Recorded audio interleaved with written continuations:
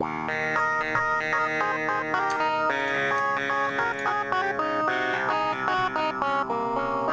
supposed to be dancing? You can dance if you want to. You can leave your friends behind. Yeah.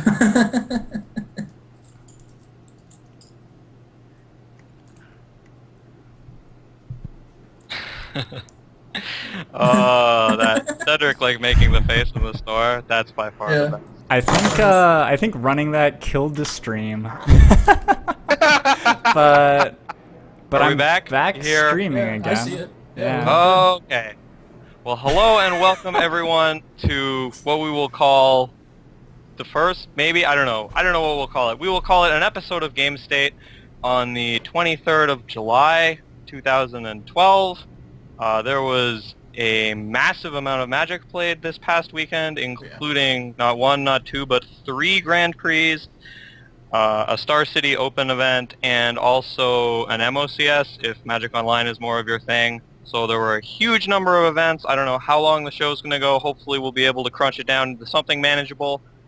Today with me I have, I guess, my 3 co-hosts. First I am Adam Ragsdale. Adam, a winner is you, Ragsdale. I am currently in the gigantic portrait. Below me I have Stephen Flavel. Stephen, you want to say something? Hey guys, I'm Steven. And next to Steven we have Glenn Jones, who works, you are the event coordinator for Star City Games, is that correct? Coverage coordinator, unless they changed it recently. Okay. I apologize. And last but not least, we have Cedric Phillips. He has no killer title. Hello. Coverage extraordinaire.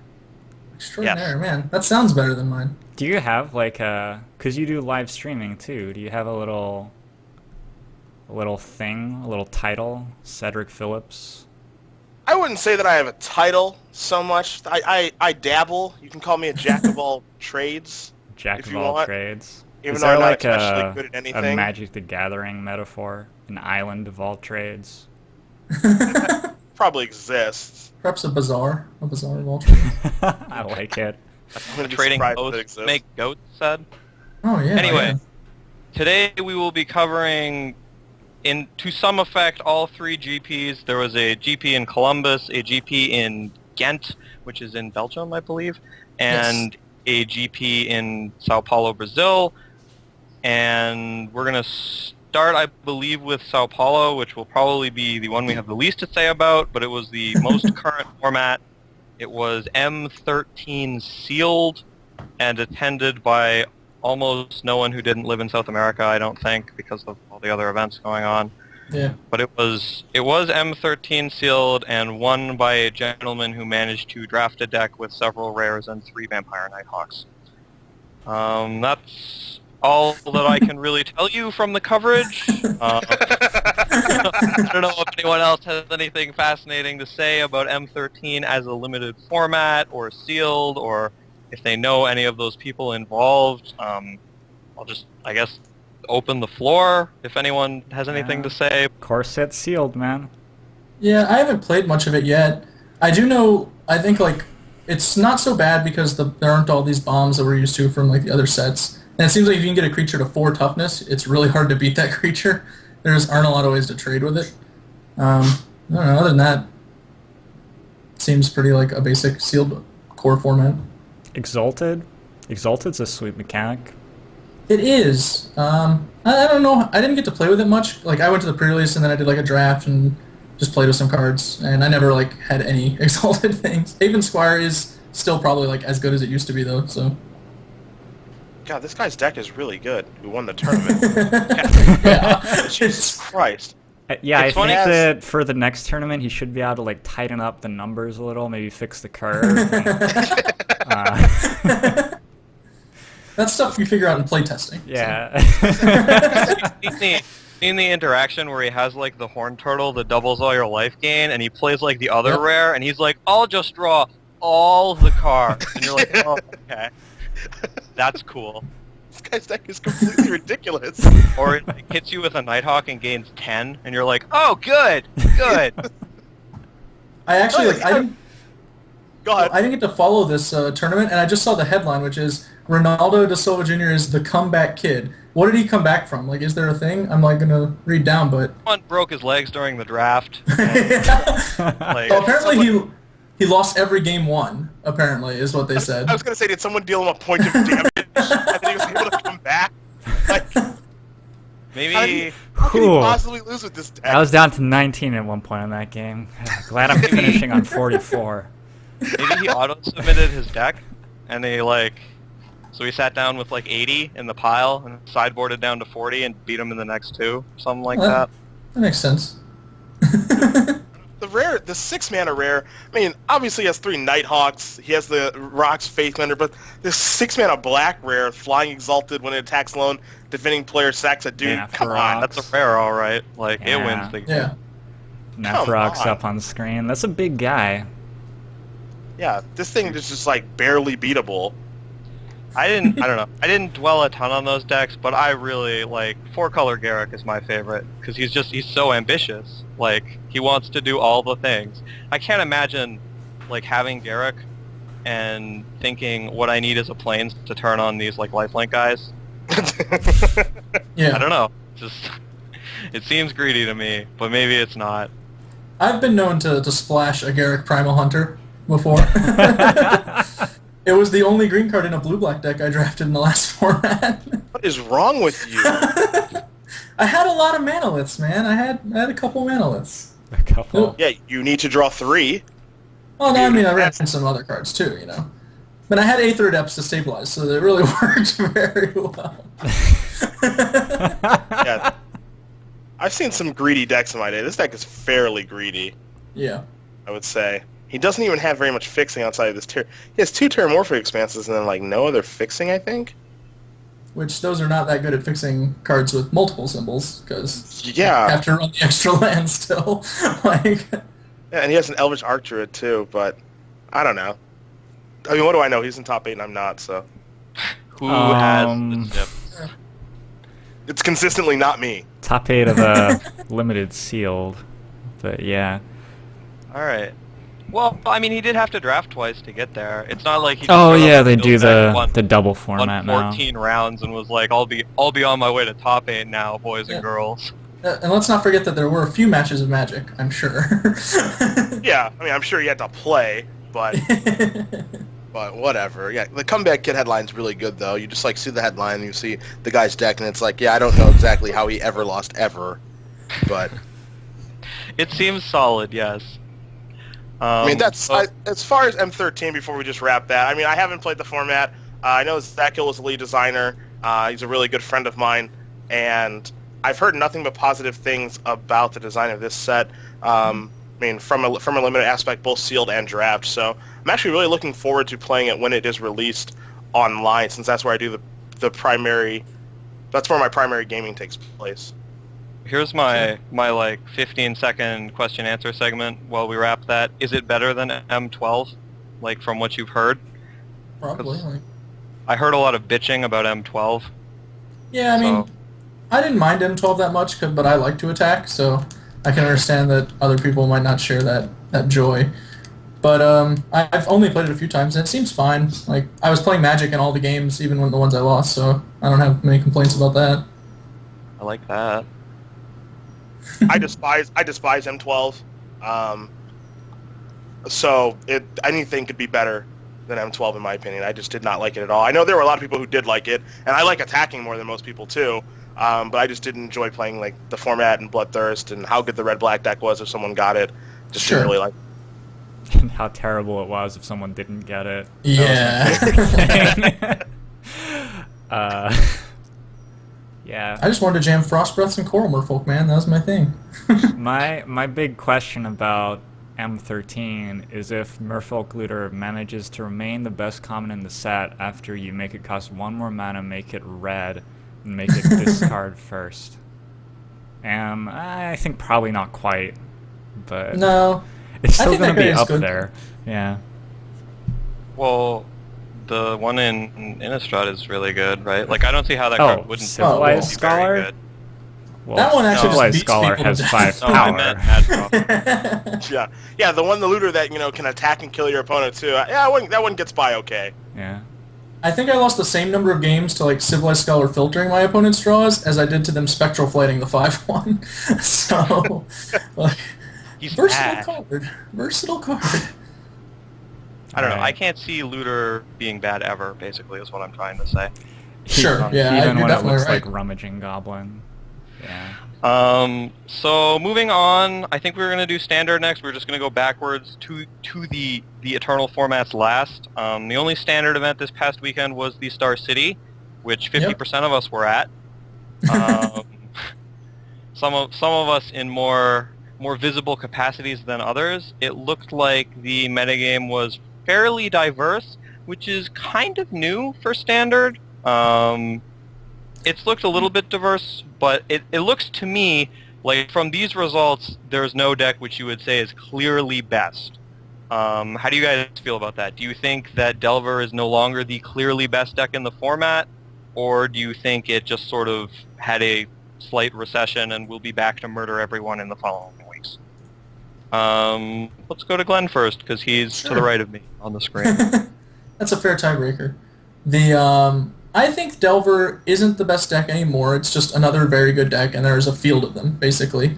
I think we saw this weekend how the metagame can really cycle, because we had the green decks last weekend. Naiapod just popped up, pretty much took everyone out, and this weekend Naiapod was still successful. Zombies was around, took out a lot of people, including Delver players. They were struggling against those, but there were a lot of talented players playing Delver decks in Las Vegas. Like, they weren't non-existent or anything. And the top 8 still featured, those 3 archetypes basically, with I believe a green-red aggro player in the mix there too. And it was a long tournament. Nobody got there by getting lucky, 10 times, maybe like 5, 6. There are 3 Delver decks in the top 8 still. Yeah, it's hardly like tier 2 or anything. No, but they weren't like Yeah. I don't like most of those guys weren't name players, was what I was pointing out, and there were a lot of name players there. So I felt like it was there because of its metagame saturation more than its metagame superiority. Okay. Steven, tell us how you feel about Delver. Oh man. I don't like Restoration Angel. I get it. I really do. I get it. But the deck does not... Forecasting cost cards don't fit in the deck. It's not a 4-of. And if you put Restoration Angel in your deck, I just don't really think you're playing Delver anymore. So it became a very desirable card to have. The format really loved casting Restoration Angel, and I think that we've sort of moved away from that, and I'm wondering if people will be able to get over the fact that Jerry T played it or whatever it is, because I just don't think, people used to play Batterskull on Delver, 1-of main deck, and I think it's a really good card against zombies, for example, against the red-green aggro decks. Probably better than Restoration Angel, but definitely I think that you could switch the deck to be 1-of Batterskull, maybe 1 or 2 Restoration Angel, and rely on the strength of the deck, which has always been the card filtering, the ponders, and the low end, the Snapcaster Engine and the Delver. I want to see people do that, and I want to see people try to get super aggressive with the deck with Invisible Stalkers again, because I think that that's a reasonable option. There isn't much removal that hits Invisible Stalker anymore, whereas there was Slag Storm and Whip Flare all over the place a little while ago. Overall, I feel like people are just they're putting the same 20 cards in the deck, and then they're filling it with 18 pretty mediocre cards, which don't seem great to me, and still getting 3 out of 8 in the top 8. So I feel like, it needs some work, but it'll be back there. I still think it's the most flexible, most powerful strategy. It's not necessarily the best deck for any given tournament. It's going to depend on which decks show up, but I think it's a very, very, very strong player. I mean, I definitely think that as far as Tier 1 decks go, or, if you're walking in the tournament, what do you think is a deck that you're going to play against 2 or 3 times? I definitely think Delver is one of those decks. I still think that excuse me, the deck should be blue-white and should not be mono-blue. I think the versions that play Talrand are absolutely atrocious. That's an example of how strong the core of the deck is, because they're like... I got more questions coming. We can talk about pooping Windrags. All right. Okay, all right. That's fair. All right, what's your original question so I can just answer that? Do you think Delver is the best deck in the format anymore? Absolutely not. I think it is one of 3 or 4 decks that are the best decks in the format. I think that Delver is a top deck. I think that Red-Green is a top deck. And I think that some sort of pod deck is a top deck. And in a certain metagame, I think that Zombies is actually realistically a top deck, as it just won this last tournament. Sure. I can agree with that. All right. And now I will bring you follow-up question, in that there are sort of 2 flavors of Delver of Secrets. If your opponent's going to cast a 1-mana 3/2 flyer, they're either going to be playing Delver into Restoration Angel, the blue-white Delver, or possibly the blue-red Delver if they're kind of crazy, or they're going to be playing Wizards. And Wizards comes with all kinds of exciting monsters, including but not limited to Talrand and Agent of Bolas. Is that what that card is called? Yes. There's some stuff. So I looked at that card and I was just like, what? I just how do you guys feel about Wizards?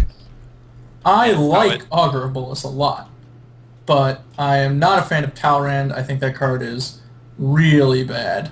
Like, I don't understand why people think a 4-mana 2/2 is the answer to this like bonfire-laden format. Like, this is how we're going to get the edge. We're just going to play a card that's like as suboptimal as possible against one of the most annoying cards. Like, at least Geist, I could play it like before they could bonfire me for 2 natural, like with the paying XX, and then like untap with Mana Leak. But this guy, I pretty much just have to like toss him out there and see what happens. Like, it's so grim. I'm not a fan. And like best case is turn 5. No, turn 6. You attack for 2 in the air, possibly more than 2. Whew. I fan myself off. You getting the vapors? Yeah. I mean, and the worst part is a lot of the best ways to protect him, like mutagenic growth, like you don't even get the value there. You like pay 2 life and you save your Talrand or whatever, but the Drake died anyway, so like the reason you're playing that card is pretty unimpressive again. Like, mutagenic growth is so good in the 4-mana 2/2 deck. Like, yeah. Oh god. I am not a fan. To their credit, like Adam Prozac and Shaheen Surani, both players who are playing a lot more standard than me right now, they both really liked Talrand. But I gotta feel like it's more people just aren't tuning their decks right with the early weeks of M13 more than it is Talrand's actually like going to be a player right now. I'm not a fan at all. Can I say that like another time, maybe? I don't know how many times I've already said I think if you want to keep telling us how bad you think Talrand is, that's perfectly fine, because guess what I'm about to do? I'm about to tell you how bad I think Talrand is. Well, it didn't sound like Glenn thought it was that bad, so what do you have to say, Cedric? Yeah, I think it's borderline unplayable. Alright. I don't understand how...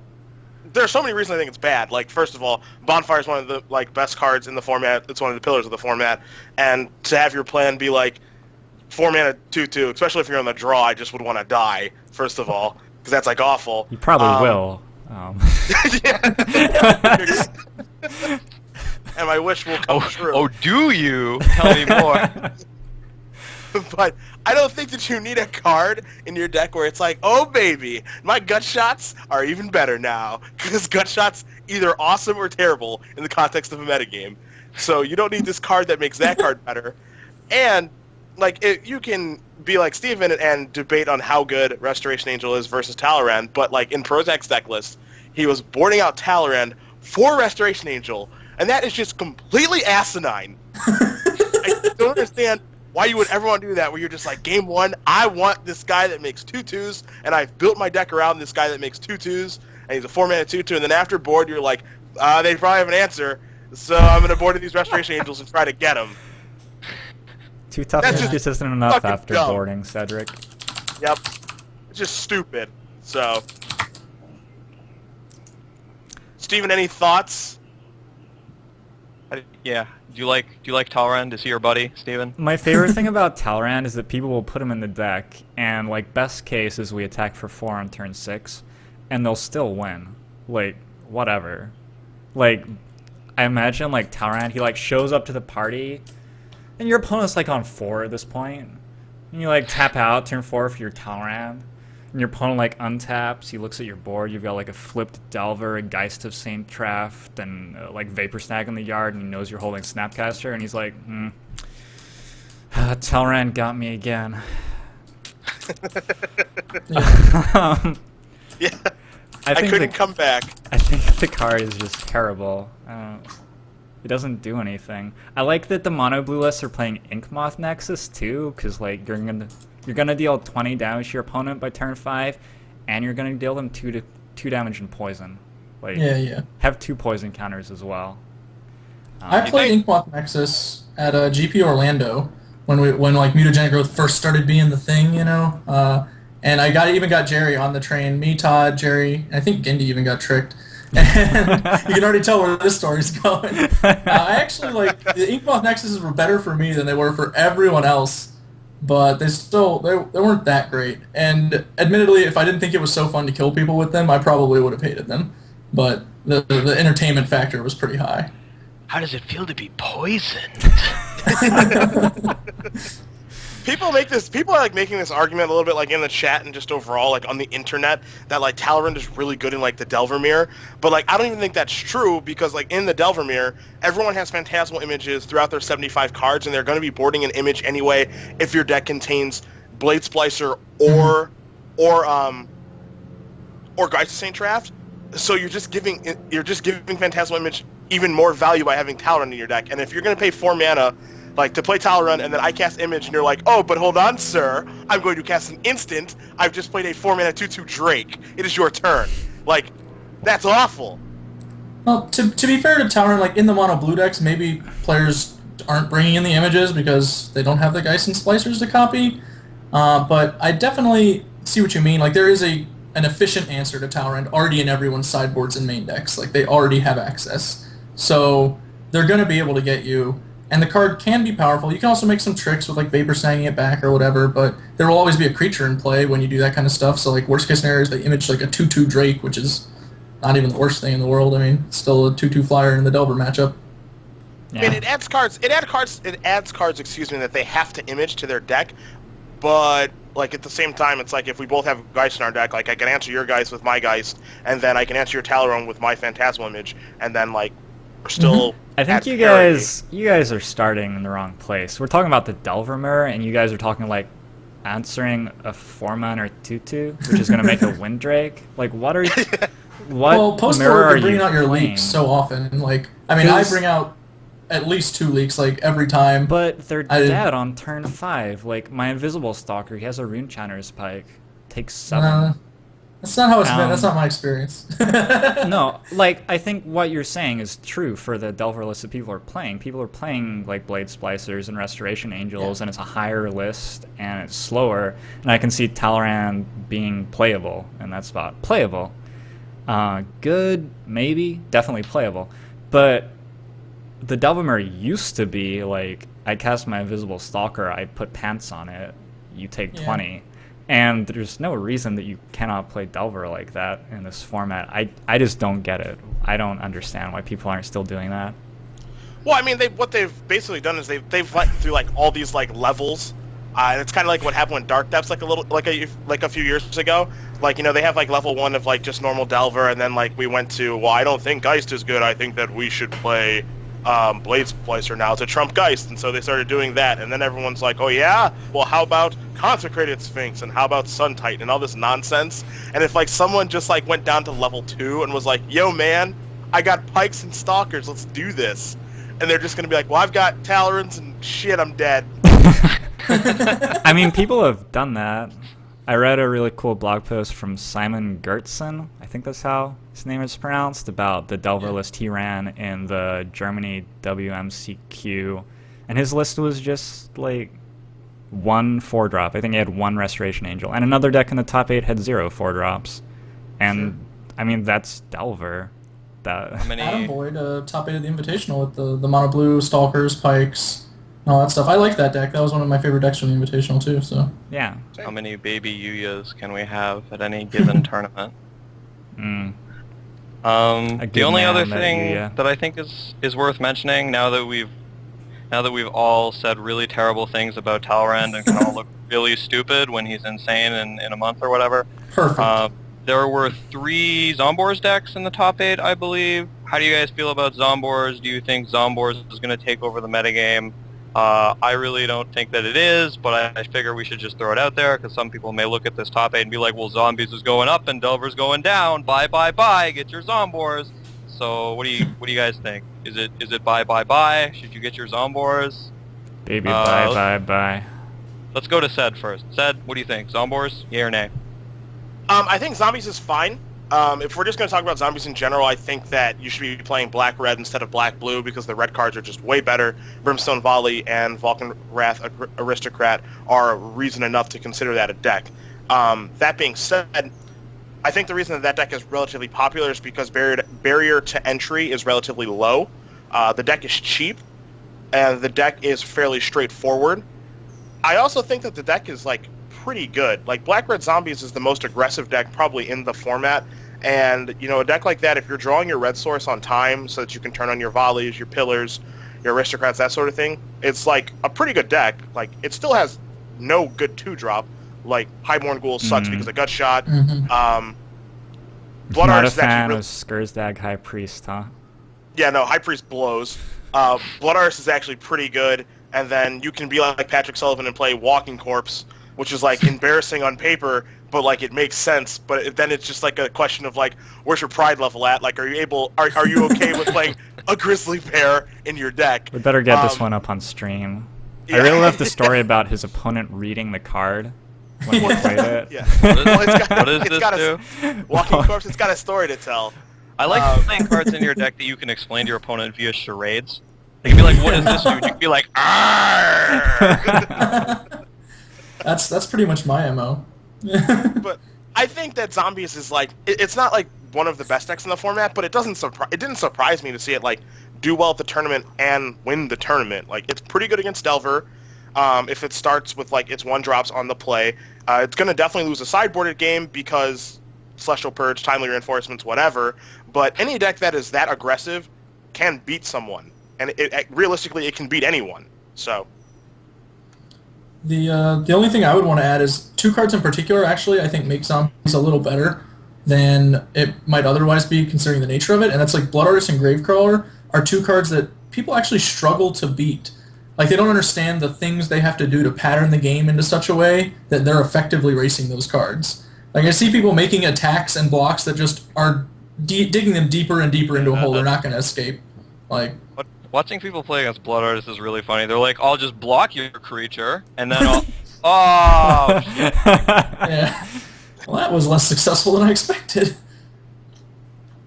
So it just has this, like, incidental complexity to it that's kind of nice, really. I mean, I think that's one of the reasons Blood Artist is good, like, even beyond its actual power level, is it's so complicated to think about how you're going to attack through everything while not dying to the subsequent attacks and blocks that ensue. Yeah, I think it's a good deck. It's an aggressive deck. It's got a lot of the stuff going for it that an aggressive build of Delver has going for it. It's got a lot of resiliency, and a lot of the resiliency it has with Undying in particular is resiliency that works really well in a bonfire format. I expect it to be a player. I think it's well, there's green-red as well. I think it's like the go-to low aggro deck of the format and will remain there. Sure. I don't know that it's like the best aggro deck in the format, because the format has a lot of aggro decks, and they do various things. Yeah. We have a lot of tiny monsters in our hero format. Well, I have two wrapping points for Zombies. One is that Zombies' nuts draws are insane. Like, when that deck's draw is good, it will kill the shit out of you. You are real dead. Like, when they have 2 power 1-drop and then 2 more 2 power 1-drops on turn 2, you almost cannot beat them. But, like, their mediocre draws are really bad. Yeah. So, if they don't have a good draw, like, it's really easy to beat them. And also, they're really bad against sideboard cards. Like, both Purge and Timely are really brutal to play against, especially when they're snapcastering them and stuff like that. So you go from being like a really powerful deck in game 1 to like oh, we just lose if the game goes 10 or more turns in games 2 and 3, which is pretty gross. Yeah, so, and there's other sideboard cards, just to tack onto your point really quick before we move on, and this is just the main deck card. Blade Splicer is like hell on earth for that deck. Oh, yeah. Bad news. That card is hell on earth, and then Thragtusk is going to be a super popular card, and Thragtusk is so much better than Batterskull because when you play Batterskull, you don't get the life right away. Yes, you do have a Vigilance guy that can attack and block and do all of that sort of stuff, but Thragtusk is just like 5 life immediately. You can't kill it because you get punished for killing it, and you can't like attack or block effectively into it. And with how popular Green is and Green Sun Zenith, like I definitely agree with you. There are like 4 cards in particular that Zombies is just like, please God, no. But yeah. But at the same time, if those people don't draw those cards, as you saw in the finals of the Starts of the Open, if you watched, the guy playing Delver, like he had like a normal draw with like his Delvers and stuff, but didn't realize what was important. Didn't draw Blade Splicer in any of the games that he lost, and just got crushed. So.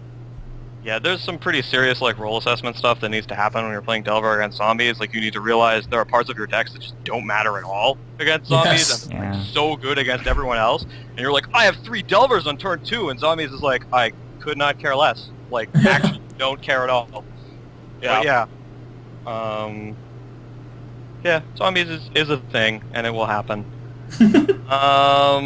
So let's move on to, I think, the biggest single tournament, at least in terms of online views. I don't know if it was the biggest single tournament in terms of attendance, but GP Columbus, where all the biggest name people in North America went. I mean, Jarvis U and all the people who fall below Jarvis U, which is pretty much everyone. Jarvis U is a pretty small name, really. 2 letters. That is cold. Anyway, Nice. we had a Modern Grand Prix. Modern is Mirrodin forward, is that correct? Mirrodin and 8th? Yeah. It's all the old frames, Yes. right? And in the top 8, Or the we new had frames. 4 Delver decks and 4 other decks that aren't Delver decks, which actually ran very contrary to how I heard the format was. I had heard things like, it's incredibly varied, you need to have like 18 decks in your testing gauntlet, and then like, there were 4 Delver decks in the top 8. But what do you guys think? Like, that's the sort of thing where I would look at it and say, well, Delver is clearly the best deck in this format. Do you guys think that some Delver variant is clearly the best deck in Modern, or is that just a fluke? Steven, you get to go first this time, because that's how I'm running it. Like, Delver is always going to be a very, very strong, proactive, and resilient strategy which disrupts stuff that other people are going to do. So I wouldn't say that in a refined, tuned, developed modern format, Delver has to be the best deck. But I think going into an open metagame where a bunch of people are going to be trying to do very fancy stuff which doesn't actually work, Delver is just going to rip heads off, and it did. It's going to be a really good choice always, obviously, but I wouldn't go so far as to say that it's the best deck in the format. I think there's still a lot to be done before you can say that. Basically, this is like what I expect. Like, why would Delver not destroy a new format? Like, it's Delver. Sure. Blue Wire Delver was actually a deck I played a lot when I was getting ready for the Modern PTU season, the last one, and I played it all online a ton. It was like the only deck I played online, but I didn't actually play it in any of the PTQs because I didn't think it was right for any of the metagames, basically. But the deck, it has a lot of play to it. It's aggressive.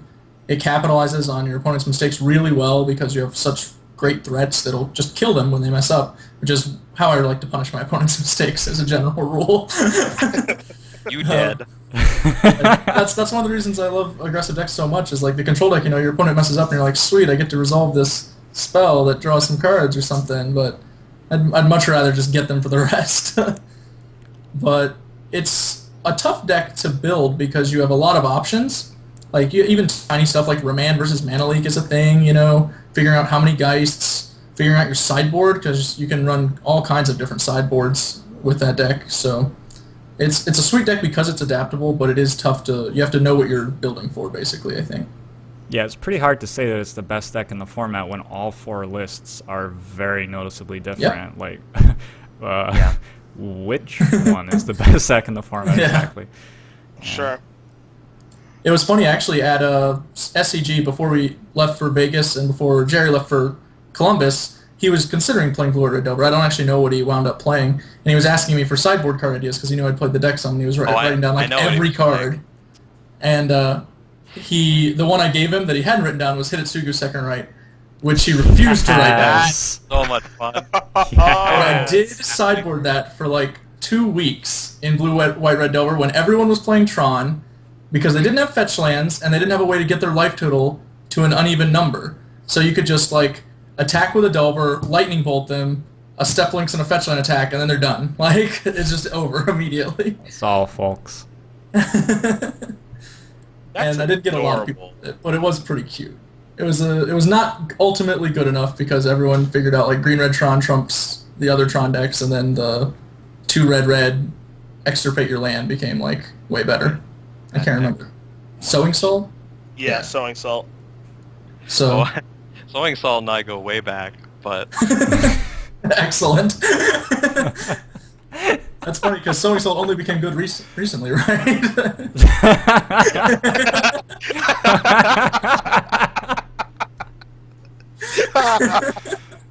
That's a pretty healthy dig by you, Glenn. I can respect that. Just throw it out there. Maybe I'm wrong. I quit for like a year. It could have been all Sowing Salts for that year. It was just... Adam just left? He just left. Adam left. He's so mad Daggered out of the stream. Yeah, I think that's genuinely an internet problem, but we'll keep talking. Awesome. That was... I mean, as far as Blue White Red Delver goes, as we get Adam back in here, I hate to admit this because I just despise Delver and Ponder, Sowing Salt, or excuse me, Serum Visions, Remand, just everything that deck does, I hate, and the deck is really good. Mm-hmm. It's really, really good. It's super powerful. It's super consistent. It's like you're as a player, like the kind of decks that I play, even if you're playing like Tron or something, you're just sitting there hoping they don't play like a turn 1 Delver or a turn 1 Step Links. It's just not. It's not like realistic to hope for. And then those cards are just like such aggressive cards that then their burn is just like a lot better. It's pretty much like the Zoo deck now. Instead of like Zoo being a thing with like Curd Ape and all its other horseshit cards, like this is the Zoo deck now, and it's pretty unrelenting, and it's good enough to stop a combo deck because of Remand and being able to find your cards with Visions and Snapcaster Mage. Like, it's a really, really good deck. I'm not surprised at all that this deck, that a Delver deck, even though there's 3 copies of Blue, White, Red, are in the top 8. It doesn't surprise me whatsoever. Yeah. The rest of the decks, you know, I don't really know how good they are. I know that Nyapod is pretty good, and I know that a lot of people have liked that deck. It's also pretty cute because it can do all this stuff. You look at this deck list. It's like, look at all the things I can do, like Linvala and Red Caps and Restoration Angels blinking everything and Village Bell Ringer. It's just like, yeah, my deck's adorable, and I can do anything I want to do to beat you. And I mean, God forbid their sideboard could be 15 singletons, and it wouldn't surprise me. But I mean, I don't know how good a deck like that actually is now that it's a known entity, where it wasn't when it dominated Japan. So, do you have like any opinion on on that deck? I think Nyapod, or the pod decks, I should say, Nyapod standard. I think the pod decks are all pretty good. I like that they have the capacity to kill the opponent. Like, that's always good. Like, you can just kill them when they mess up, or you get a good draw or whatever. The game's over. And that's really one of the biggest selling points, is just having those draws. It's also like got a great plan B. It's sometimes hard to say which is even plan A and plan B. Like, depending on the matchup, you could be the beatdown deck like the vast majority of the time, or the combo deck the vast majority of the time. So I like that about that deck. Yeah, I mean, it's a relatively scary deck. I just like a lot of the things that it can do, truthfully. And someone in the chat here just brought up that like Twisted Image with Snapcaster is like insane versus Pod, and like that's definitely true. Mm-hmm. It's really crazy how good Twisted Image is against that particular deck. I don't know if that's something that's going to stick. Twisted Image is like Michael Jacobs' favorite card at destroying people. Yeah. Or, you know, using it on Precursor Golem to generate card advantage. He just likes the card. He can probably tell you every way to destroy someone with Twisted Image. But I think that Pod's like a pretty good deck. I think that it just gets a lot worse once everyone knows like what's going on, because I can imagine like the Japan GP, if it's like round 5, you're like playing with Pod and the guy's like casting these cards, and like he plays Restoration Angel. He's like, oh, that's pretty cool. What's the next trick in your bag? oh, I'm dead. Oh, that's not so cool, man. Why'd you do that?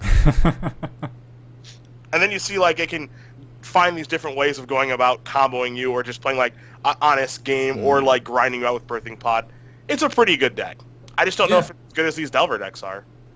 You know what this top 8 actually makes me excited to play at the next Modern tournament I get to play in? Please not Affinity. Nope, not Affinity. Oh my god.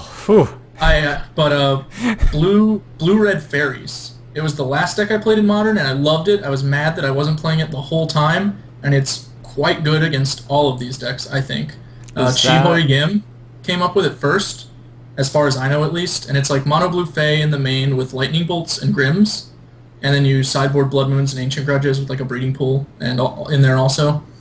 And it's really good mostly because of the Grim Lavamancers in a Fairy deck. Like, that's the real strength, and the Grims do a lot of work against Affinity, a lot of work against Pod, a lot of work against the Delver decks, and it's just a really versatile deck. I am happy that it is still good. I feel like I've seen that deck boarding Splinter Twin as well. Was that ever something you tried? I know some people did that. At a PTQ I went to, someone was actually doing that. I didn't try it because, like, the decks I felt like I was losing to, like, honestly, I liked the deck against pretty much everything except for Loam, and boarding into, like, another package that needed to, like, keep a creature alive, which I already couldn't do, just sounded miserable. And I was just going to gamble nobody played Loam, and otherwise build my sideboard to, like, crush everything that I was already okay against. Yeah, okay. And that was pretty much how it worked out. Like, I was very happy with that deck. I would have like cut an Ancient Grudge or something from the sideboard. I think that's the only change I might have made to what I played. All right. The only other thing I wanted to say about this tournament was how terrible the Affinity deck looks, and how like mad I am that it survived past round 2 somehow. I just think that deck is really bad. People play it all the time in Virginia. It's just constant. Like, the rest of the top 8 is mono decks that absolutely destroy Affinity. Right?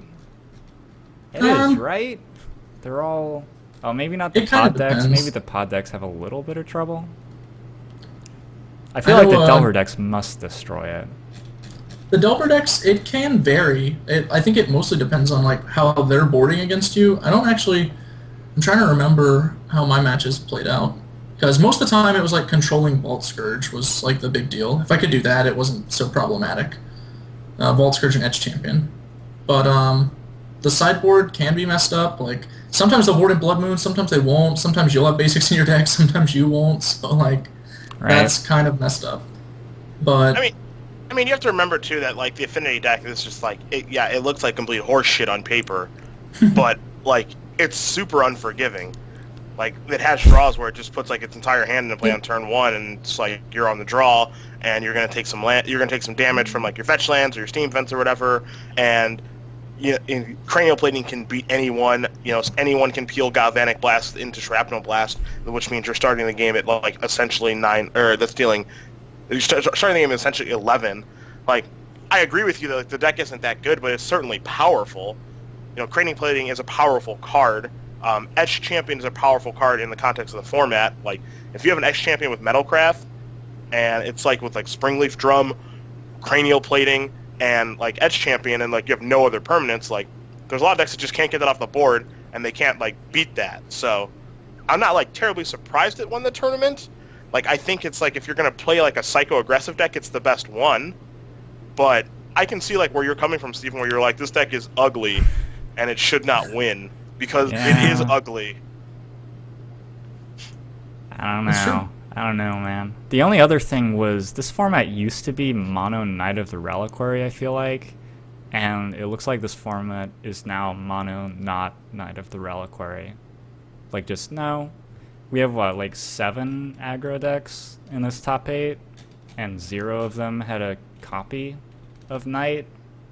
Yeah, I think it might be a factor with the new pod decks. Like, they no longer have to care about Knight's ground superiority. Yeah. So, like, they'll always go over the top by just actually making infinite creatures, and Knight's not even like the Bajuka Bog like it could be against Malira pod, because these pod decks can just Kiki-Jiki you. I played Knight knocked me out of a PTQ top 8, so I definitely it's a powerful card. I was playing Jund, and that's like the metagame where it thrives when it's just one of many large creatures. Gum up the board, get a lot of resilient cards against the various combo decks. But I don't think we have that right now, I guess. In the last meta, there were actually a lot of ways that Knight interacted favorably against the combo decks as well. Like, you could fetch the Ghost Quarter against Infect, you could fetch Arena out of the board against Twin decks, and that would just, like, kill them cold. Yep, that was a fun one. Yeah, the decks that are showing up in this current modern format just don't really care that much, I don't think. So maybe someday. Most of what Knight is doing is like too slow now. Yeah, I think. And yeah, like you said, like the cards that you could take advantage of with Knight just aren't like good enough right now, given the context of the metagame. One more thing before we do jump. So we're not supposed to call Affinity Affinity. We're supposed to call it robots. Well, that just makes us like outcasts. We're sexier this way, rogues. Yeah, and I'm never calling this deck robots. Like, it's just not going to happen. No, ever. Never. I understand that there's not a single card that has Affinity in the deck. I'm still calling it Affinity. Robots is the dumbest name ever. And I just wanted to get your opinions on calling it robots versus Affinity. Is that just something like they're trying to make it stick, right? Because like Affinity has a negative connotation that comes along with it, because like in 05 when Affinity was the best deck, like Magic was like not fun because no one could beat Affinity because the cards were too good and the answers to it were like too bad. So like they don't want people to call that thing because it has a negative connotation, so they want us to call it robots, and like they want everyone to like change the way they view the deck, but like I don't think you can get people to do that. No.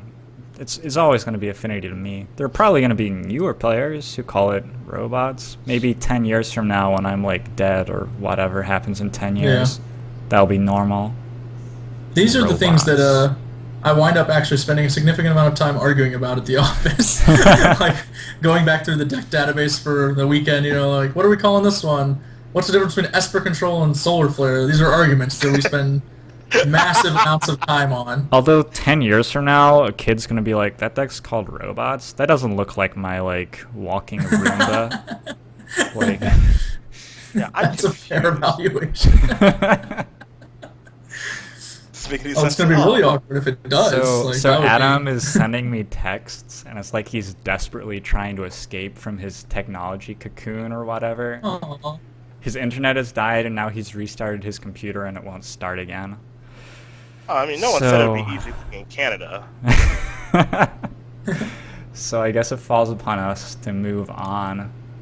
Leave Legacy behind. Or wait, leave Modern behind. We're not leaving Legacy behind at all. We have 2 entire tournaments. Yeah, we have so much Legacy. Yeah, so which should we start with? Do you want to start with the one you guys weren't both at? Sure. Yeah, I mean, that'll be easiest to get the ball rolling. Hopefully Adam can make it. Hopefully Adam can make it back in time while we do that. But yeah, Star City Vegas, Day 2, Legacy, won by Oh, okay, we're starting with one you were both at. We can do that as well.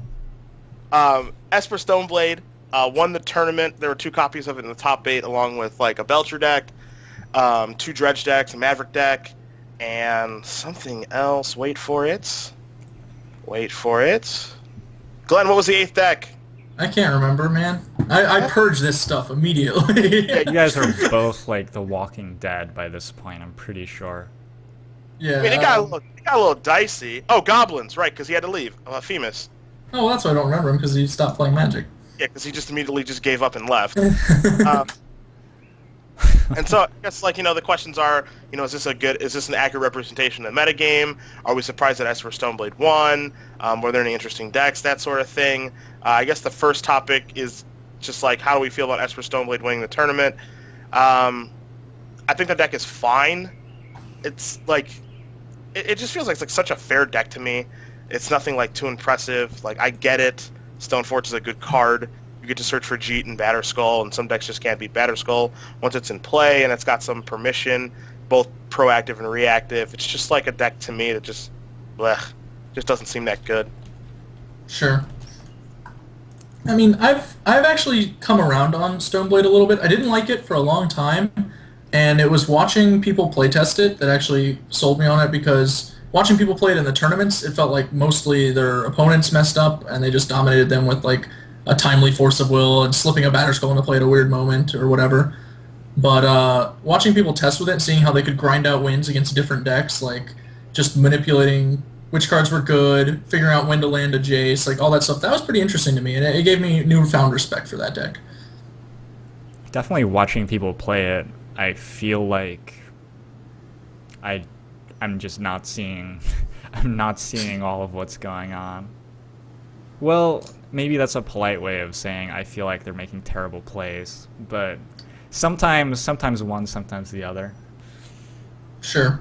I mean, I think that Vidi, who I know personally, played particularly well. Like if you saw Game 3, where he was getting absolutely obliterated by Brian Moss, and then was able to come back. Like I think he played quite well, especially knowing the interaction between Thalia and Engineered Explosives, which was like pretty cool. Yep. For you guys that don't know at home, like Brian Moss had Thalia in play along with like Kosali Pride Mage, I think. It may or may not have been alive, and then like some other stuff, some other 2-drops, and VD only had one land, played in Underground Sea, and then cast Engineered Explosives for 1, and then Thalia makes you pay an additional 1, so he paid that with a black mana. But when the spell resolves, it's Sunburst 2. I mean, the spell costs 1, but it's Sunburst 2 because it was paid with a blue and black mana. So he was able to put it on to 2 counters, blow up the 2-drops, stabilize it 1 life, and actually make it all the way back. And it's actually an interaction that it's something I haven't played with in so long. I remember like ducking counterbalance with Engineered Explosives, like tapping with Academy Ruins and all of this Sunburst when it's actually going to cost like a certain amount of mana. But I think that like Esper Stoneblade has a lot of decision trees that are like hard to see when you're just watching coverage and you don't get to see their hand. But I think it's a fine deck. I don't think it's like the best deck in the format or anything. Sure, that's fair to say. It was funny you talk about VD's last match, because I also agree that he played that match tactically pretty well, although they were both taking it kind of light considering. But he did amusingly forget the Dark Blast that he'd cast. I think it was actually in that game. And that was kind of an awkward moment when he like got Scavenging Ooze, and he's immediately Brian searched up Scavenging Ooze, and he's like, "All right, it's in play. My turn." And he goes, "No, remove your Dark Blast." And he's like, "Oh yeah, that is in there still." Yeah. Just for everyone watching, unless you were watching on the camera, probably. What was the ultimate runtime for the tournament? Do you guys know?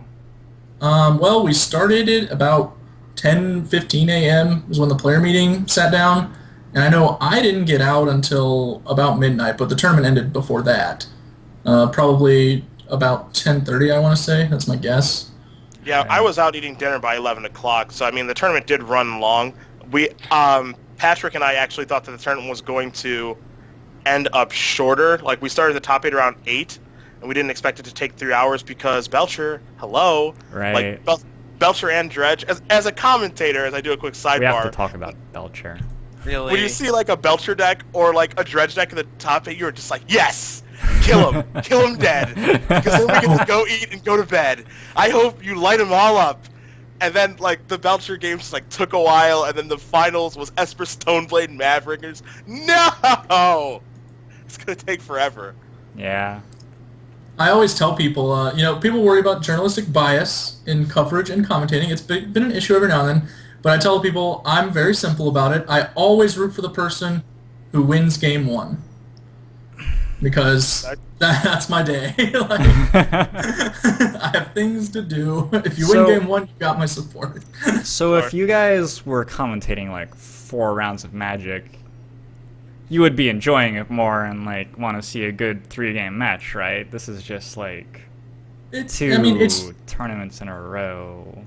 It's Sunday actually that's like the worst. Like Saturday, you're pretty fresh, you know, you haven't been worn down already. But then on Sunday, and it's such a grindy format too. Like Legacy, there's so many things to pay attention to. It's really easy to say something stupid, like about countering an uncounterable goblin. So, it's really rough. I had to try so hard not to make you look dumb on camera. I try to make myself look even dumber when I say those things. Like, I mean, I said something stupid. There's no way I can, like, own up to that being anything else. It's like, I was dumb. It's okay to laugh at me when I say something completely idiotic. Like, I would probably be laughing if you said it. I am, like, totally blown away by how well people are able to commentate without doing that stuff. Because for me, I'll, like, play a game of Magic on stream.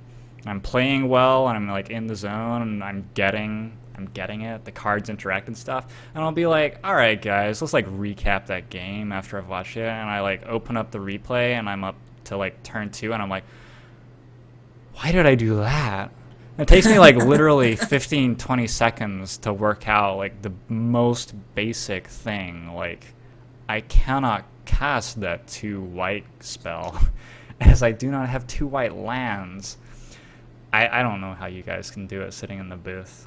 I really have to be dialed in as a player, and it's a practice thing for sure. Like, it's been really cool watching people get better at it actually, like with this job, because we do a lot of work to go over everything, and it's very interesting. Like, we started watching like all kinds of stuff. Like, we watch like StarCraft streams, we watch ESPN, like, and I know a lot of the people maybe even watching the show watch those things already, but I didn't watch any of those things. So it's been pretty entertaining to me to like study that side of marketing and commentating and all that. So I've enjoyed it. Yeah, cool. Yeah, I mean, that's the kind of stuff that I've been watching sports all day, every day since I was like 5 years old. So that's the reason that like I find it to be a little bit more simpler than other people do. But I understand, like, for people who don't watch, you know, baseball, basketball, and football every single day that it's on, and that sort of thing, I can understand where the difficulty comes from. And it is difficult on day 2. It wasn't as difficult for me this time because I actually got a reasonable amount of sleep after day 1. But it is difficult on day 2 when you like get into round 5 and round 6 and you're like pretty tired, and you know what all the cards do, obviously, but like words are just coming out of your mouth. Mm-hmm. And like you're just like thinking all of these different things of like, you know, what the people can do, especially in Legacy, and like all the cards that people can have. That something dumb is going to slip out of your mouth, and then the Twitter blows up, and everyone home is like, "That guy's dumb. Why is he in the booth? He's so stupid. He's ugly. I hope his family dies." And it's just like, come on, like, give me a break. I tuned in like hour 1. I was there watching the stream, and Patrick was making some amazing observations. He was like talking about, well, I don't really think the tier system is a very good way to describe this deck because, you know, it really depends on what the metagame is doing, and like you have tools for the. And then like the next time I tuned in after the day 1 watching was maybe halfway through day 2, and Patrick was like, "Goblins, ah!" and Cedric, you were like, Patrick was like halfway through saying "goblin," and you were like, "Goblin." Well, these guys have wide ranges. You can really see the quality deteriorate as you guys are forced through another of your 24 hours of Magic commentary over the weekend.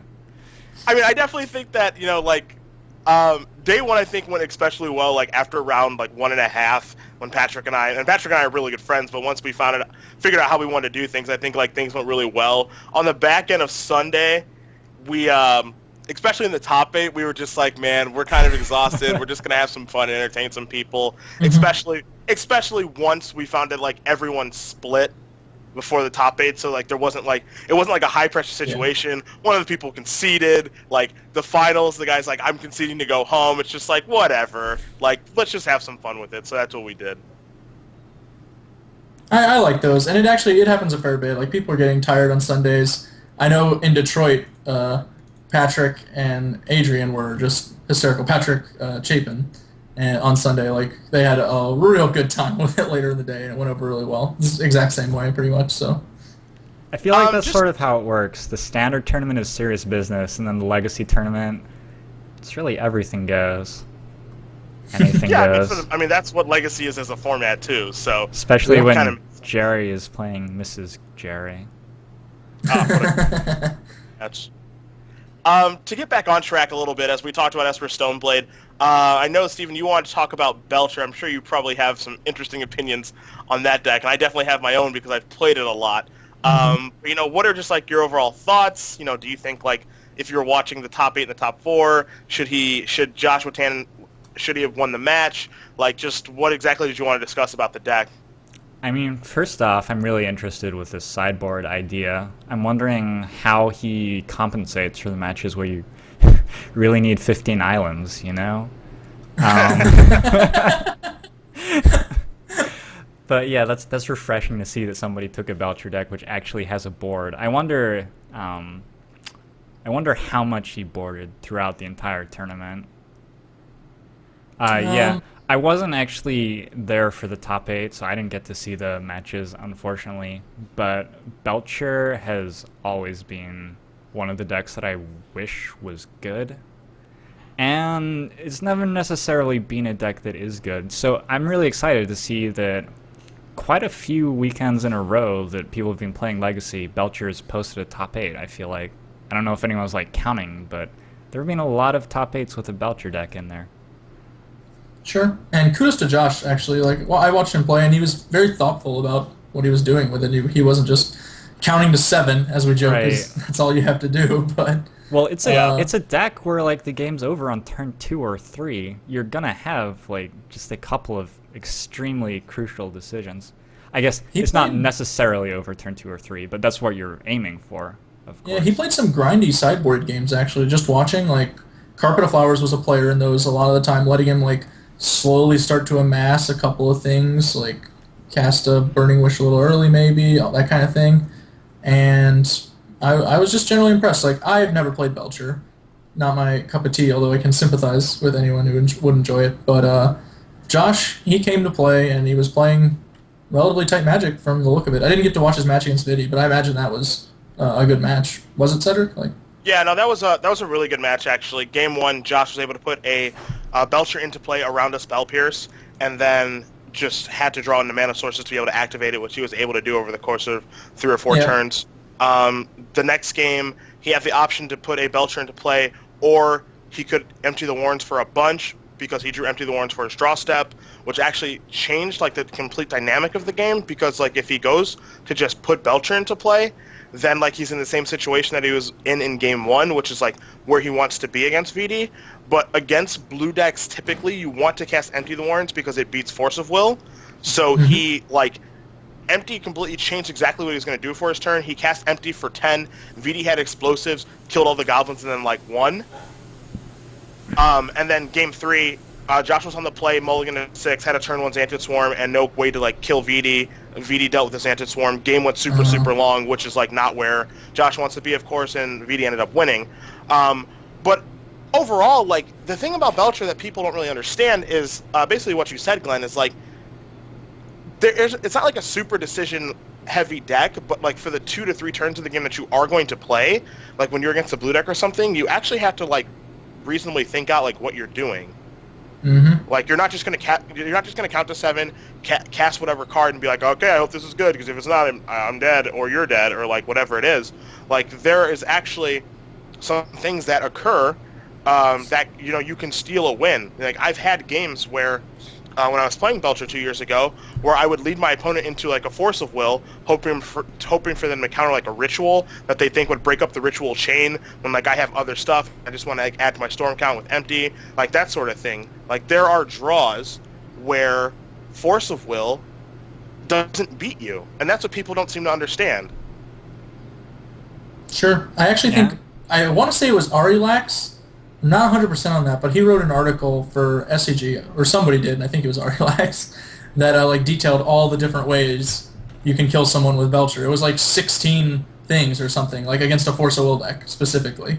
I can't remember them all because I didn't study it, but it was a pretty sweet list. Like I liked that he put it out there because it dispelled a fair number of myths for the people reading it, I imagine. It's again, assuming it's him. A lot of the time when you have these amazing threats where you can kill somebody just straight up, you're dead. You get in a situation, and it's a phrase from chess actually. The threat is stronger than the execution, where you can put people in a situation where they have to at every point have their shields up, and having your shields up at every point like it doesn't just come easily to everybody, especially if you're doing what Cedric's doing and like fishing for a force of will. You can get into really complicated situations like that. It's just a very, very interactive deck. I love that about the combo decks in Legacy. It's sad that you don't get more of that in Standard. I loved it about the last Modern format too with Infect. You'd get combo decks where the first like turn 1, turn 2, and turn 3 play really decided the game, and it was true for your opponent too, and you got very, very interactive Magic into very condensed space, and that's the Magic that I really enjoy playing. I feel like I'd enjoy Belcher a lot were I to play it. I'd have to be convinced it was good first. I still don't know. I don't know. Well, I think What's what's interesting about Belcher, and I brought this point up on the stream when I was doing coverage with Patrick, is like, if I were to just come up to you like a day before a Pro Tour and I was like, hey, I have this deck that we developed that kills an opponent on turn 1, like, 60% of the time, is that something you might be interested in? And, your natural response would be like, yes, let's go sit down, have a cup of coffee, and see what the hell you're talking about. And it's like, okay, well, like, this deck exists. It's like right here. It's like readily available. It's like, yes, it's like not perfect against Force of Will, but it can certainly beat it, and it can like fight through hate, especially if it wins a die roll. And it doesn't rely on one certain card, and all of its cards are redundant, so that you can actually go off on turn 1 a fairly high percentage of the time. Like, if someone has a deck that can kill you on turn 1, like, that's something that someone should be interested in. And like the Legacy crowd in the audience is just like, that deck is horrible. That is bad. You can't beat this. You can't beat that. You're stupid. I prefer to set up for the turn 7 kill with Mother of Runes. One at a time. Yeah. That's how I do it. One at a time. Yeah, I like to rock myself a little scavenging ooze, get my value there, gain a life, remove a guy, get your Dark Blast, and all this nonsense.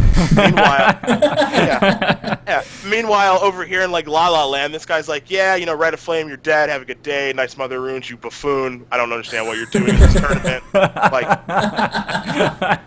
And like people are just like mad. They're just like, I lost to Belcher. That guy's not even playing a deck. I got a bad matchup. And it's like, yeah, a deck that kills on turn 1 is a bad matchup for a lot of people. Like, it just doesn't make any sense to me, like, people's outlook on this deck, because it is, like, a little bit fragile. Yeah, I mean, you gotta kill them with something, and these kind of decks prey on a lot of other decks. I like that it exists. I do think people underestimate it, or at least they write it off based on like what they've heard about it rather than what they know about it. It's actually a really interesting dynamic in Legacy, which I don't have a super great understanding of it, but it seems like in Legacy you have all of these decks like Belcher and Reanimator sort of stuff, which kills you just straight up, you're dead. And then you have stuff like Maverick, where it looks like someone started with a good aggro deck and then made 20 of the cards terrible so that it didn't lose on turn 2 or something. It's like all of the really aggressive decks just look so bad to me in Legacy. Like, here are 4 Force of Wills. And like, they just have to have it, but I don't want Force of Will in my aggro deck. That's not something I really want to do. And so I think this weekend we saw a lot of blue-white Miracle decks showing up in Legacy. Yeah. And I was really interested in that idea because it's blue-white control. It has Miracle cards in it, but it's just a blue-white control deck. And I feel like Legacy is really ripe for a deck like that because the aggro decks aren't that threatening for a deck like blue-white control, which typically could have a lot more trouble. They're all playing all of these cards, which I just think are terrible to survive against a deck like Belcher. And someone I think can roll in with blue-white control and do really well. Sure, I agree. I think that's what people have been trying to do. There are constraints. One of the problems is that the decks can take a long time to win, so you wind up picking up a draw because people play so slow, especially with in Legacy. shuffling. Yeah, so Shuffling that's actually a real insane. concern. You have to train, kind of. Yeah, I think that's what people are trying to accomplish with Esper Stoneblade. Honestly, I think like that's the kind of deck that you're talking about. Like, I think you want your deck, if you're just going to be blue-white, you want to be more control-y.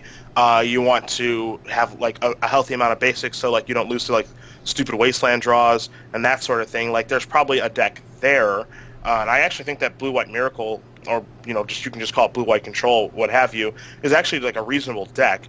I think that it's kind of like in its infant stages of how it's supposed to be built, but I think like what it's trying to do and what it's trying to accomplish in the metagame is like very real, like without a doubt. Yeah. It's like weird to me that like these legacy decks, they just don't have like a good source of card advantage. Like you don't see like these people casting like accumulated knowledge or like factor fiction, like get ahead on cards. Like it's all these like super grindy battles and like spinning of tops and brainstorms where like you're just getting like it's like card selection, you're like incrementally getting ahead, but there's nothing to like bury your opponents with of like blue sun zenith for 5. It's like, okay, I'm dead. Like that doesn't happen. Yeah, it's just too slow, right? Yeah. Just too slow. All right. I did want to hit one more topic about this Legacy tournament, and we can look at Maverick getting second place. We all know about that deck. Rug Delver making the top 8. Who cares? We've seen that deck enough. Dredge, 2 copies of it in the top 8. One of them was rather normal, and one of them was rather irnormal. Is that a word? Unnormal? Abnormal? Abnormal, that works. Yeah. College graduate, thank you very much. And he had this sideboard with 4 Painter's Servants, 4 Grindstones, 4 Enlightened Tutor, and 3 Unmasks. And I wanted to, because I have my own opinion, but I wanted to get each of your opinions on that sideboard versus just being a regular Dredge sideboard with Chain of Vapor, Nature's Claim, and that sort of thing. And Steve and I will start with you on that. Why not just go with Splinter Twin, man? You can make infinite fairies. I don't know. Like, you always wish it works. You always wish that the transitional sideboard for your combo deck works, and you can go into game 2 and they've boarded in 8 hate cards and they all miss. I just straight up don't believe that this works. That's straight up. That's simple. Yeah. Okay. Well, spoiler alert: in the top 8, it did not work. So. Sure. All right. I imagine it's way weaker, especially in top 8s. Once they know your list, like that's pretty huge. True. Like that's just going to change the ball game. I probably would stop using it actually, like just default to shuffling in 15 and then taking those 15 back out like instantly, because they're more likely to trip themselves up thinking about what you might do, and it's not like you're getting this surprise anyway, so I'd rather just try and dredge them. One thing that it does do is if a bunch of people are doing this, it makes Dredge a better deck. If you show up to a tournament and you don't run this sideboard, you just have regular old Dredge, but like half the people who are running Dredge are switching to Painter's Servant post-board, it makes it so much harder for your opponent. So much harder. So there is that, but I just don't think it's good. Like I was watching the game in the top 8 and analyzing his deck list, and like I could see some merit to doing this because like he has these lands that tap for a bunch of different colors with 4 City of Brass and 4 Gemstone Mines and 2 Undiscovered Paradise. He also has like Careful Study, Faithless Looting, Breakthrough to like be able to find the cards. But I don't think like it's a smooth transition for 15 in, 15 out. I think it's just like pretty greedy too, to be honest. Like to just try to like beat someone this way when like the graveyard hate is like kind of abundant right now because of Reanimator, but like if there's any deck that can power through it, it's Dredge, because you just need like this small window to power through it with like Nature's Claim or like Chain of Vapor, and then like they're just dead. So like going through all this work of like trying to get all cute and crafty with like Grindstone and Painter's Servant, I mean it seems like cool, and it seems like it would like work in the Swiss rounds, like maybe, and like in this particular event where it's like only 8 rounds, it seems like it would work, because it seems like it would also work on like day 1 of a Grand Prix. and then like the murmurs start coming out on day 2, like you try to do this and then people are like, okay, I heard about you, buddy. And they just like embarrass you or whatever. But I just don't think like going forward, like this is a reasonable thing to do. I think it was a cool thing to do. That's one of the things I like about these tournaments is people don't mind showing up with something that sounds sweeter than it might actually be. So I was actually sad that I didn't hear about it until he made top 8. And like, I know Jason, he's a friend of Joe Lossett's, and he's played in a bunch of Legacy Opens, so I'd seen him even over the course of the day. And like nobody told me what he was doing. Otherwise, we'd have seen him way earlier. Maybe sure, accidentally spoiled it in advance. Yeah.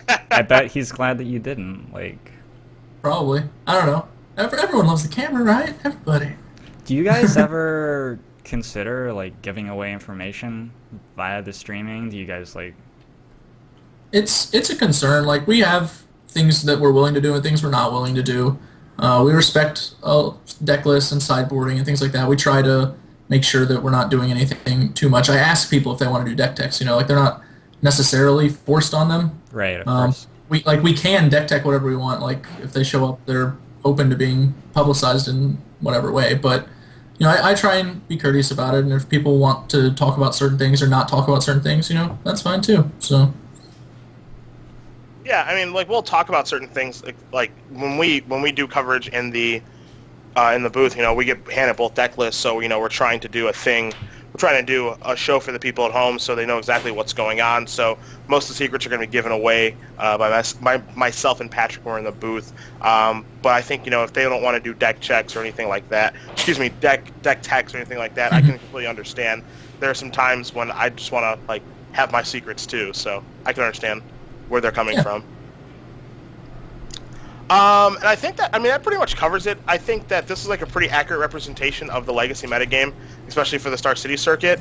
I mean, the only thing that you're going to find here, like, kind of abnormal, is just no Griselbrands in the top 8, like, no Sneak and Show, no Reanimator, you know, no BS walking Necros with Lifelink. And I think that that's, like, kind of a good thing, because, like, that's, like, the second time in a row this has happened.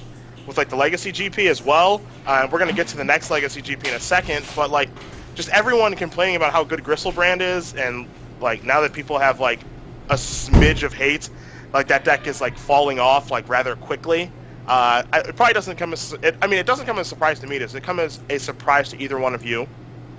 A little bit, yeah. I've been surprised at how quickly it happened actually, because it felt like he just like got knocked out basically. But I don't understand what happened. Can you explain what are all these hate cards that beat you like playing giant flyers and then drawing all the cards? I think the one problem. Go ahead, Cedric. That's awesome. People basically like just like overloaded on Reanimate hate. Like they have like relics, crypts, fairy macabres, Grafdigger's cages. Like they're ready for the show and tell half. They have like phantasmal images. And they just have like all this stuff, and they have like too much of this stuff. All the cards. Like, yeah, they have like all the cards. They have like a bunch of copies of it, and like that's all they care about doing in sideboarding games. How? But they missed Dredge. Like 2 out of 8 was Dredge. Well, I actually think that the difference is people figured out how to beat Reanimator once it went off, because that was the thing about Reanimator. Like it's a combo deck that can try and go off so many times. Like, actually stopping them from putting a Griselbrand into play is kind of tough. But once a Griselbrand's in play, you can still beat them now. Like, before, when Reed Duke first won, I can't remember, Worcester, I think it was? Yeah, so. Against Matt Costa, like, he put the Griselbrand into play, and Matt was just like, yep, I'm pretty much dead now. Like, I'll attack you with my Delver while you attack me with Griselbrand, and that's not going to work out for me, but I guess I'll do it anyway. So, that was happening, but now people are prepared. Once a Griselbrand's in play, they're coming up with ways to beat it. They're also building their decks so that when Griselbrand is drawing all of these cards, they're not cards that necessarily like put the game away. Like peeling a bunch of forces and misdirections and dazes and spell pierce, that's only good if your opponent's trying to like directly attack you or your Griselbrand with certain spells. And especially Knight of the Reliquary, like the Maverick decks have come up with some options where they run like a bunch of Caracases, crop rotation plan, and they can slide these spells in when you can't do anything about it. And that's pretty strong. All right. So I think that answered my question. It didn't answer my question. Like, it. I like your answer. I get it. Caracas. There are decks that can beat a sense. 7/7 lifelinker being in play. Basically, that's just the thing. I can believe it or not. Can believe it. But you draw 7 cards. It means you get to discard it again and reanimate it again. Yeah. It's so weird to me that Griselbrand is gone and Dredge is good. That's like so not the transition that makes sense. Yeah, it definitely doesn't make any sense. But the people are like one of the things that happened at the Grand Prix is like people were just loading up on Caracas, which is like hell for Reanimator to try to get through. Doesn't do a and lot it's to just Dredge. it's like okay, nice Caracas against my Dredge deck, man. Yeah. I'm dredging here, and I've got zombies, and you're dead. Caracas, so. I think, is Think the about card that really goblins makes too. sense. I think goblins is actually probably the best example of it because, like, Reanimator puts a Griselbrand in play against goblins. They're like, all right, well, Vial in my Matron, and then Cavern my Sting Scourger into play, and now that guy's out of there, and I'll attack you, and it's your turn, and you can try and do it again, but you're not drawing any more cards.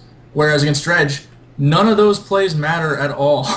They are so the most irrelevant thing you could be doing. look at all these things, Gorge, I have in my deck list. I'm ready for you. Fuck. Dredge. So, no. I think that demonstrates that dichotomy pretty well. Like, there are a lot more ways to beat the Griselbrand in play than there are the Dredge deck trying to go off on you. Yeah, that makes sense.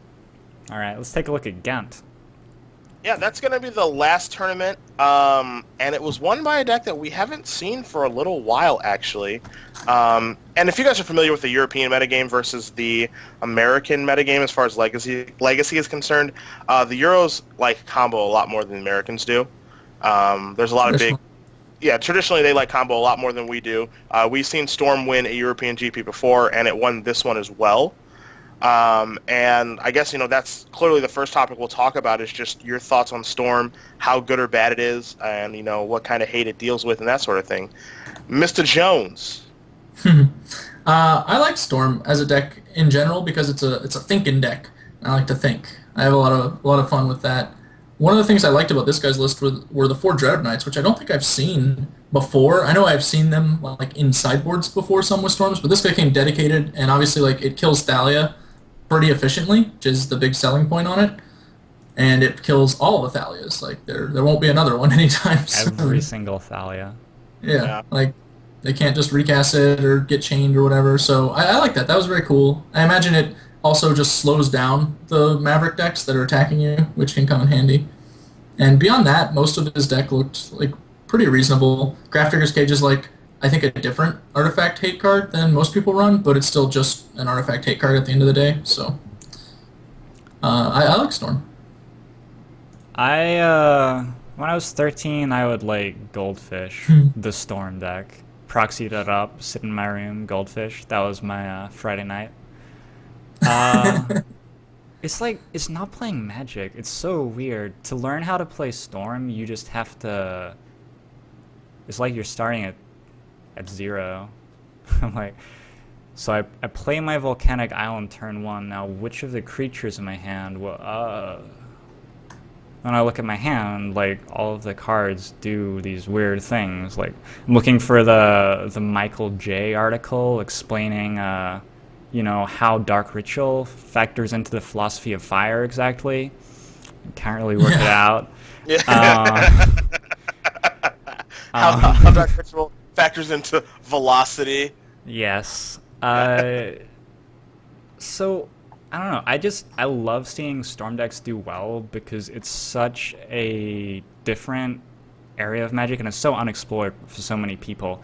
I feel like it gives a lot for commentators to talk about and a lot for people to theorize about, looking at like the core of the deck, the engine, as well as the sideboard, and like when you want to take out different parts of the engine to bring in these hate cards, weakening the integrity of the deck versus defending it, etc., etc.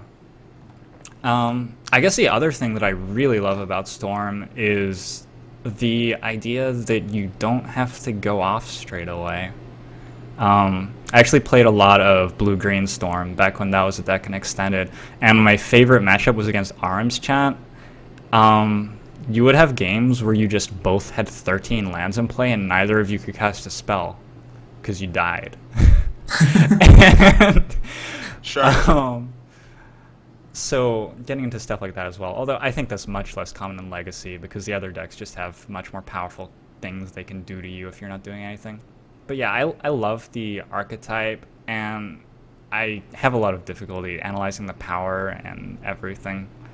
It's a weird beast, Storm.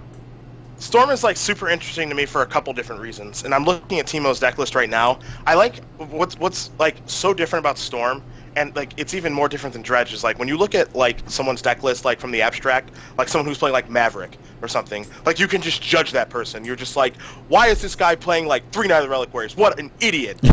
Like, it's very clear that he should be playing 4 of these, and like now is the time to be playing like Galactic in your sideboard, not in your main deck. And like you look at a Storm deck and you're like, I guess Casted Flames is right. Like he's playing 3 Burning Wishes instead of 4, probably for a reason. Like I could not possibly tell you in a million years if this is an optimal Storm deck list. I have no idea, and like.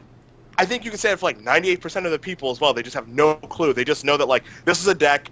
We all know that it's powerful, and it doesn't surprise you like when you see a Storm deck win a tournament. Now, like, is his deck tuned correctly? God only knows. But the other thing that makes Storm really cool to me is like, it's first of all, it's definitely not a deck that you can just pick up and go play at a tournament. Yeah. But the last opponent I want to play against at a tournament ever is the guy who is like known for playing Storm. And he's just like you know, you get paired against the guy who's just like, yeah, I've been playing Storm for like 2 years. You're like, Jesus, God, I'm gonna know exactly what you're doing. This is awful. Because like if you play against the guy who's like known for playing White Weenie, it's just like, who gives a shit? His entire deck is creatures. Like I can probably figure out what to do about that. Like he may have a mana tithe or something, or like more removal than normal, but that's fine. You like play against the guy with Storm, and you're like trying to predict how he sideboards, but in reality, like. If you were going to ask, like, hey, how do you sideboard against Maverick, you would just ask that guy. So now, like, you're trying to get an edge on him, and it's like, you have no way of getting an edge on the guy who knows how to play Storm. So now you have to hope, like, your hate is good, but the guy who plays Storm, like, knows how to beat all the hate and probably knows, like, exactly how you're sideboarding against him. So, like, I'm sure that Teemo is probably like, the guy who, like, has been playing Storm in Europe for a little while. Like, his deck list is, like, super, super, like, well-tuned. Like, you see, like, a Grim Tutor in his sideboard, you see like an Ill-Gotten Gains in his sideboard, like, why the fuck are those cards in his sideboard? Who knows?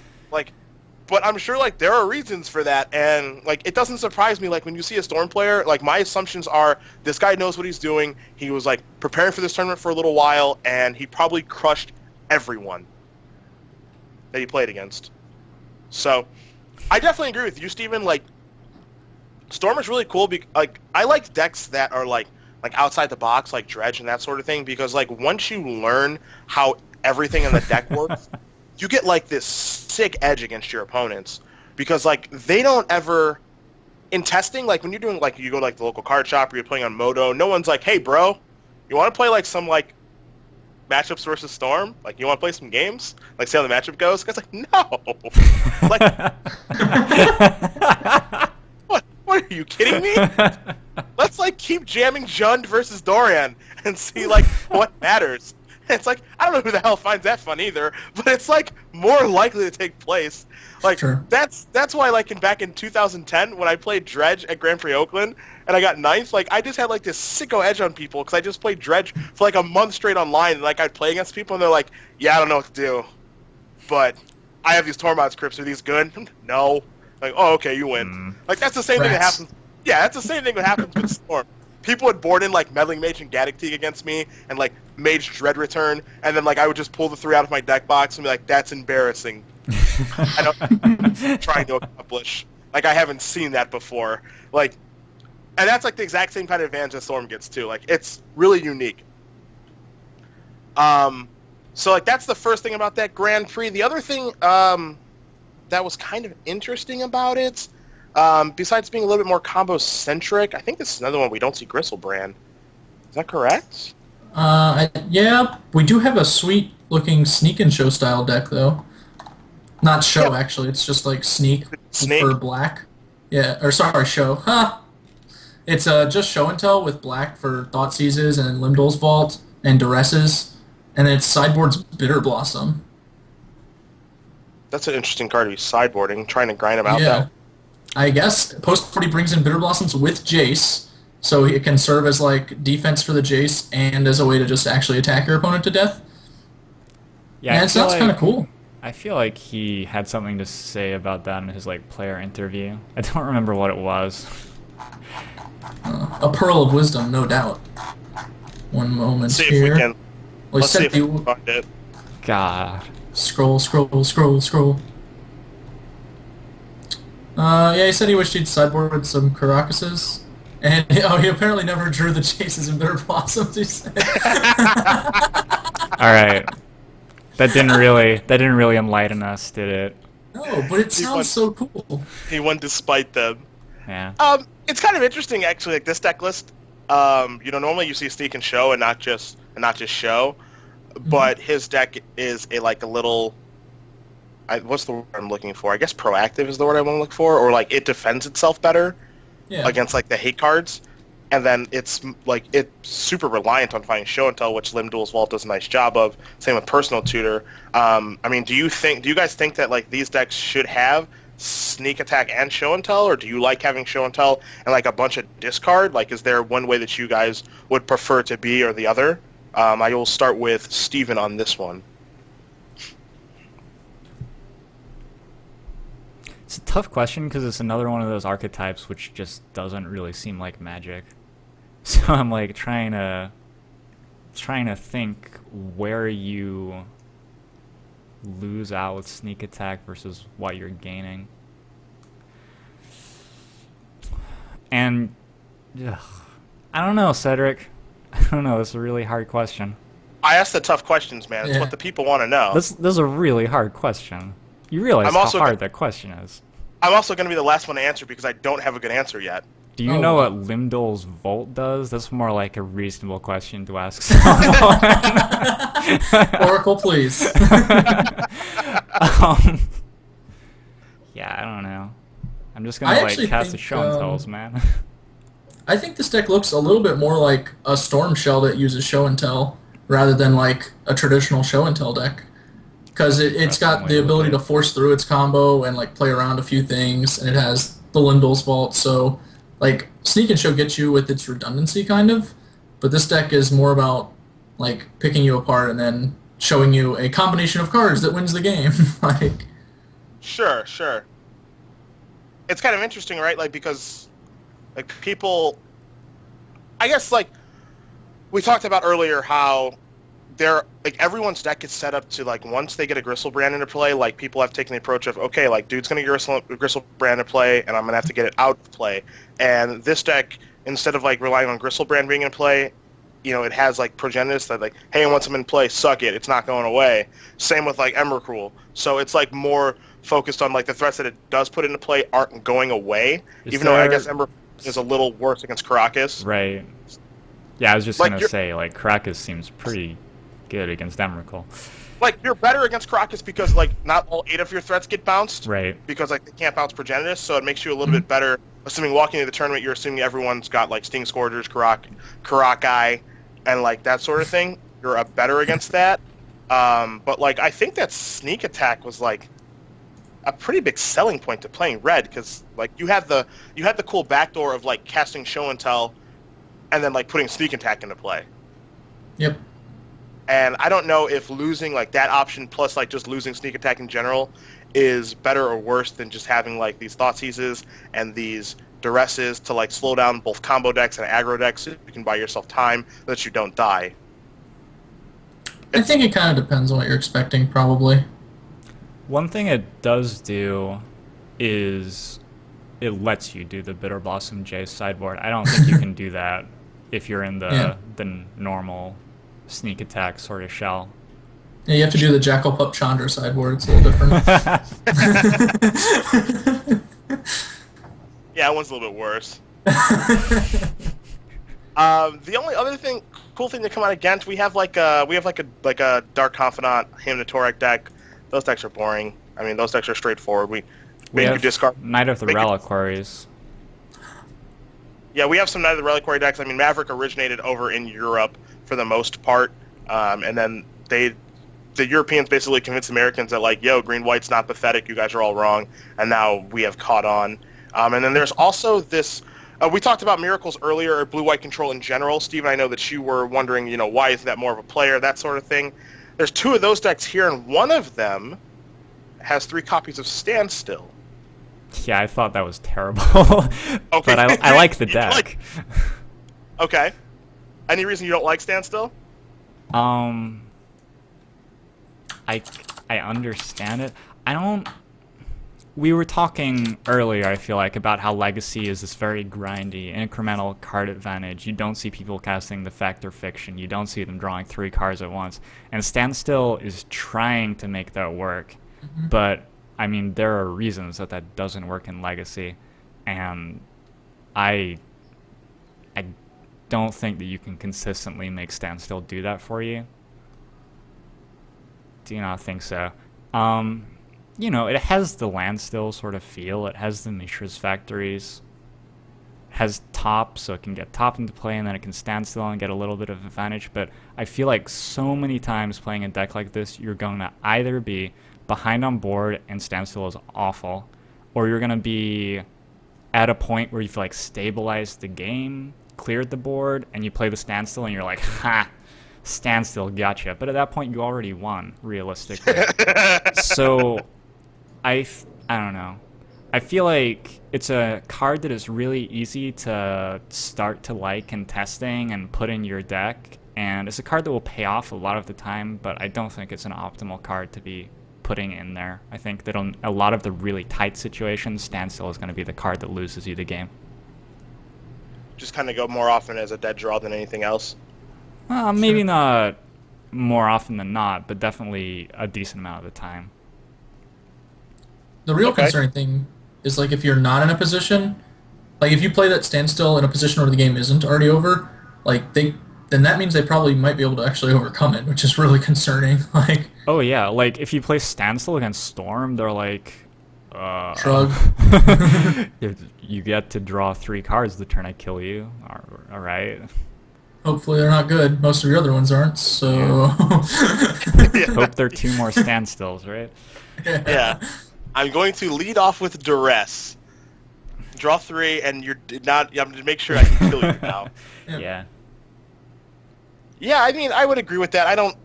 Those blue-white decks in general, they seem like they're incredibly difficult to build.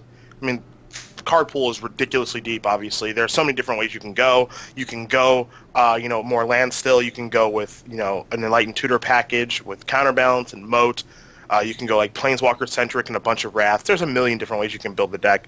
And I have not the least bit idea what the best one is. And I don't think that anyone really has a good answer to the question of what the best one is either. Sure. Outside of that, we had a Combo Elves deck top 8. I think we're pretty familiar with that due to Chris Anderson over here in the States. If you ever need the information about that, he's got an article on Star City Games about it. And this deck list doesn't look any different. I see Azuri instead of Mirror Entity. And Chris prefers Mirror Entity for a myriad of reasons, which I agree with. So, I don't think that, and I think that, like, these are pretty accurate representations of our metagame. You're going to see your Maverick decks, you're going to see your blue-based decks. You'll see some like rogue decks here and there if you want to consider Storm to be a rogue deck. If you want to consider Dredge to be a little bit off the radar. A little bit surprised not to see Rug Delver do well here at the European GP. Is there not a single copy of Delver of Secrets in this top 8? When was the last time that happened in any format? That's actually a good question. There isn't. There are no Delvers here. That is a little bit surprising not to see one Reg Delver deck in the top 8. I don't know. I don't know the Euro's opinion on, like, those threshold type decks. Like, they're super popular in the States. Playing Rug Delver or, like a Bant Delver type deck or something like that. They're always more popular here than they are there. I'm not going to say... I mean, I'm a little surprised because Rug Delver has done so well here in the States that you figured people would play it over there as well to some success. But, apparently not. Yeah. So. Yeah. Not this time, anyway. Outside of that, is there anything else we got to talk about this week? I don't think there's anything else much more to cover. Yeah. Sorry. Adam says sorry via text message to me. His apparently the entire country is under intense thunderclouds right now, and his house is like demolished or something. He's out with the cats in the streets. Our thoughts go out to he'll be fine. Yeah, somebody go with this thunderstorm for once. Like, let's support thunderstorms. Yeah, you got yourself in a little soft lock by the rain here, Glenn. That's why you were late. Yeah, I know. It's funny, actually. I was thinking, like, man, who'd have thought that at the end of the show it would be me and you two without Adam versus... Yeah. I was unsure if you were going to make it today, but you got through the rain and were able to make it, so I'm glad that happened. Me too. Outside of that, I guess this first episode of our re-debut is over, so we will be back next Monday at our normal time, which is going to be 4 o'clock Pacific, 7 o'clock Eastern, to be covering what happened over the next 7 days of Magic. Sweet. Yeah. So for Glenn Jones and Stephen, God, pronounce your last name. I had it earlier. Flavel. You had it real good earlier. I know, Stephen Flavel, Glenn Jones, and Adam Ragsdale. I am Cedric Phillips.